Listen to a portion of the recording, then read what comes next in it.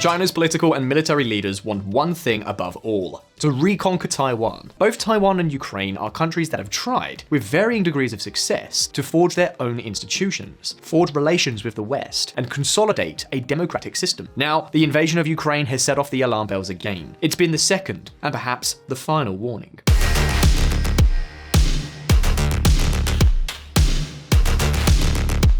You see, for decades, it has been taken for granted that the Chinese People's Liberation Army was not capable enough to invade Taiwan and take control of the island. However, according to many military experts, all that could change very soon. Given the plans China currently has in place, by the years 2025 to 2027, the Asian giant could be ready to launch its offensive. And that's why in Taiwan, they are paying very, very close attention to what is happening in Ukraine.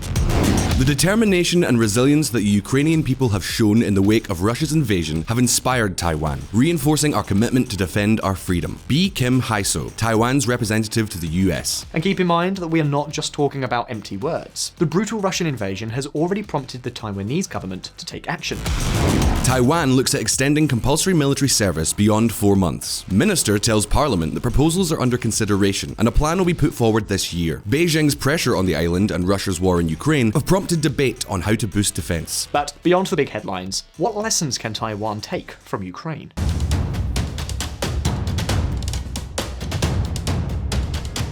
First of all, we have to keep in mind that, being an island, Taiwan is at high risk of being besieged. In fact, before launching the military offensive itself, it's very likely that China would use a combination of siege techniques with hybrid warfare actions, such as cyber attacks or sabotage of all kinds. Well, in order to resist the siege, and based on the experience of cities like Mariupol or Kharkiv, the first thing Taiwan has to do is to double its oil reserves to allow the army to maintain its operations.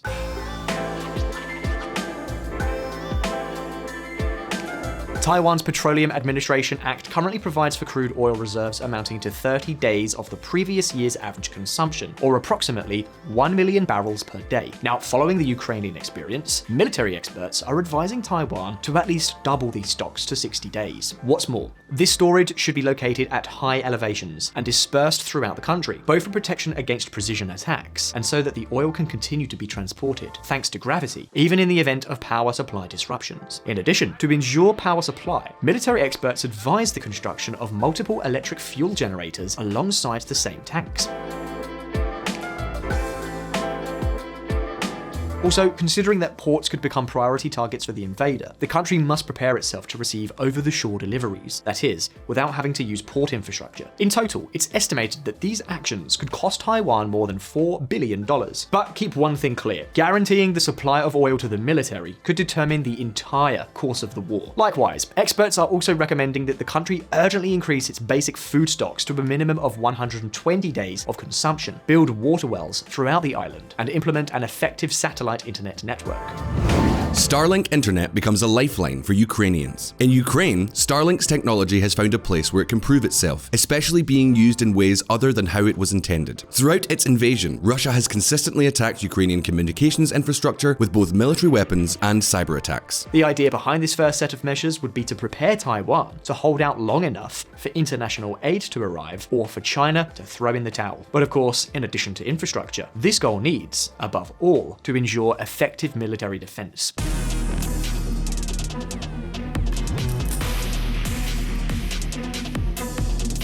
And here we come to the second lesson that the Russian invasion is teaching us. It is possible to contain a superior army, and to do so, we must necessarily talk about military equipment, and above all, about 3 axes: ballistic defense, air defense, and maritime defense. You see, the war in Ukraine is not only serving as a learning experience for Taiwan, but also for China itself. For example, the Asian giant may have realized that to achieve rapid military superiority, it would need to lash out with a brutal amount of fire before carrying out the full-scale invasion. This is something that Russia did not do before invading Ukraine. Well, in order to be able to cope with this more than likely scenario, Taiwan has to multiply its defense against ballistic missiles and precision airstrikes. Currently, the Taiwanese armed forces are already planning to upgrade their 350 Patriot PAC-3 missiles and purchase 300 additional interceptors. After witnessing the Ukrainian experience, the effort will probably be even greater. For example, the purchase of drones and equipping them with electronic warfare equipment may be encouraged, which would reduce the accuracy of Chinese guided missiles. This would call for a much greater military and economic effort for the invader. There are even those on the island who advocate pressuring the United States to deploy its THAAD system in Taiwan. Of course, it seems unlikely that Washington would be willing to do so. When it was deployed in South Korea, there was a huge diplomatic row with China. Furthermore, Ukraine has also shown how preventing the invader from gaining air control is possible, and may also be key to slowing down its operations. In this vein, the Ukrainian defense has been characterized by being organized in layers, making it difficult or impossible for the invading power to achieve air superiority.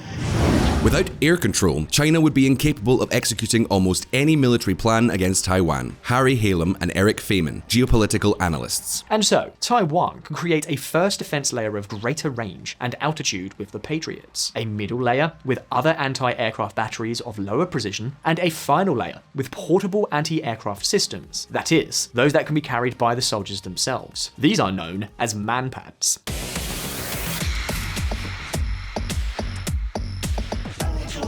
In Ukraine, we have all seen the example of the Stingers donated by NATO and the Strela that they already had, and that have been used to shoot down numerous helicopters, drones, and even the occasional Russian fighter plane. Lastly, we have the case of maritime defense. Of course, since it is an island, this point becomes very important. To prevent the invasion, it is essential that Taiwan manages to avoid landings and to avoid China using the coastline to attack land positions. Although Ukraine lacked a naval force, which Taiwan evidently does have, there is one thing it could copy: the Ukrainian strategy of sea denial.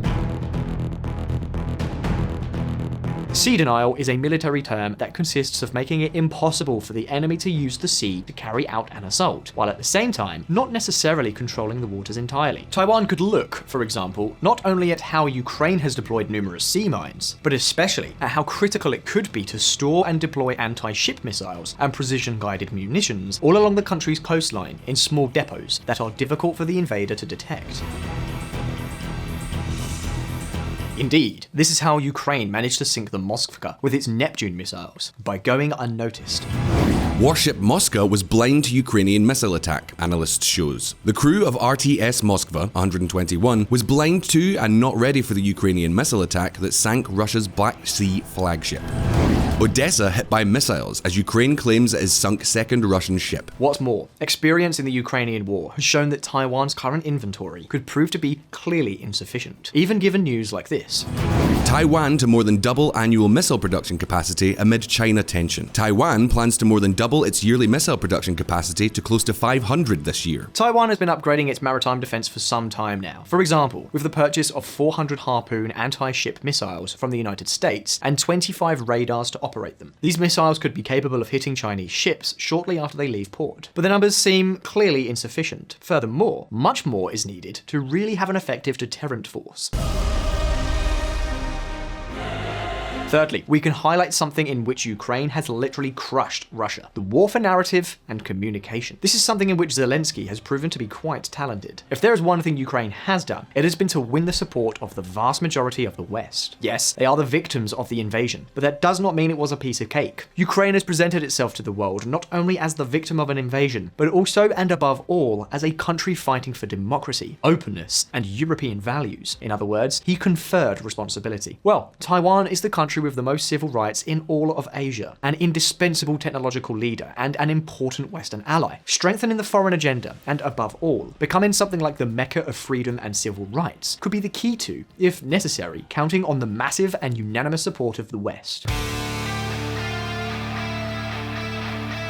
And finally, the fourth key has to do with general mobilization, especially with the so-called Territorial Defense Forces, which were created from 2015 and are playing a key role in the defense of Ukraine. We are talking about a kind of well-organized support army that even has been established as a branch of the armed forces. It's an army that is composed of reservists and volunteers who receive training and are in charge of tasks such as controlling the security of the territory, providing logistical support to the troops, intelligence, carrying out ambushes and sabotage operations, and even providing providing agile support to the professional army's own combat actions with troops where necessary. The idea is to make the defense much denser, and therefore to make it much more difficult for the invader to control the territory. This Ukrainian model has begun to be copied by Poland, and now there are those who think that Taiwan could do the same. But having reached this point, it's your turn. Do you think Taiwan would manage to resist a Chinese invasion, at least as successfully as Ukraine is doing? And if you liked this video, don't forget to like it and subscribe to our channel so you don't miss any of our upcoming news. Once again, thank you for watching, all the best, see you next time.